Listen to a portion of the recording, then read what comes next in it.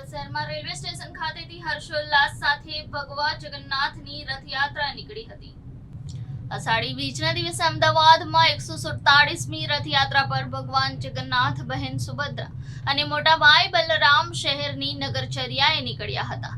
વહેલી સવારથી જ મંદિરમાં ભક્તિમય માહોલ જોવા મળ્યો હતો। ભગવાન જગન્નાથ, બહેન સુભદ્રા અને ભાઈ બલરામ રથમાં બિરાજમાન થઈ ચૂક્યા છે। રાજ્યના અનેક શહેરોમાંથી પણ રથયાત્રા નિહાળવા માટે લોકો આવશે।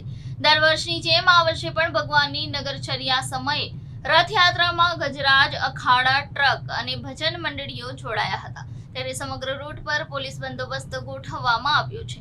આ રથયાત્રાની તમામ સુરક્ષાને લઈ પ્રગટ સમગ્ર રૂટ પર પોલીસ બંદોબસ્ત ગોઠવી દેવાયો હતો। મુકેશ મહાત્મા, પૂર્વ વોર્ડ પ્રમુખ, ભારતીય જનતા પાર્ટી અને સલાબતપુરા પોલીસ સ્ટેશન શાંતિ સમિતિ સભ્ય।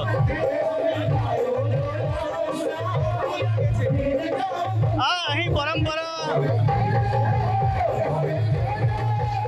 આપણા તત્કાલીન પોલીસ ઇન્સ્પેક્ટર શ્રી રાકેશ શર્મા સાહેબે ચાલુ કરી હતી જગન્નાથજીની યાત્રાનું ભવ્ય સ્વાગતમાં। એમાં અમારી કોમી એકતા સમિતિ અને શાંતિ સમિતિ જોડીને આજે 17 થી 18 વર્ષથી આ કોમી એકતા સમિતિ ભગવાન જગન્નાથજીની સ્વાગત કાર્યક્રમ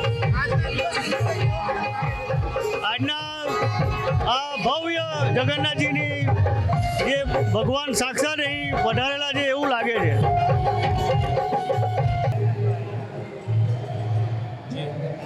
હર્ષદ કલ્યાણી, માજી કાઉન્સિલર અને સલાબતપુરા પોલીસ સ્ટેશન શાંતિ સમિતિ સભ્ય। આજ આપ જોઈ રહ્યા છો સુરત ખાતે જગન્નાથની યાત્રા જે નીકળે છે, મહાયાત્રા, તેનું સ્વાગત મુસ્લિમ સમાજ તરફથી અહીંયા Salabatpura textile market ring road ખાતે ભવ્ય સ્વાગત મુસ્લિમ સમાજ તરફથી કરવામાં આવી રહ્યું છે। કોમી એકતા સમિતિ આખી અહીંયા ઊભી છે અને અત્યારે રથ આવવાની તૈયારી છે। અમે રથ પર ચડીશું, રથ પર મહારાજશ્રીનું શાલ ઓઢાડી ફૂલહાર કરી સ્વાગત કરીશું। આ સુરતની તાપી નદીના પાણીની આ તાસીર છે। કોમી એકતાનો માહોલ આખા સુરતની અંદર નહીં પણ આખા દેશની અંદર બંધાયો છે। मजहब नहीं सिखाता, आपस में बैर रखना, हिंदी है हम वतन है हिंदुस्तान हमारा। આ હિન્દુસ્તાનની ભવ્યતા, કોમી એકતાનો માહોલ અને રંગે ચંગે આ ભવ્યતાની ઉજવણી શહેરમાં થઈ રહી છે। આપ જોઈ રહ્યો છો, અમે આજે એને વધાવી લઈએ છીએ।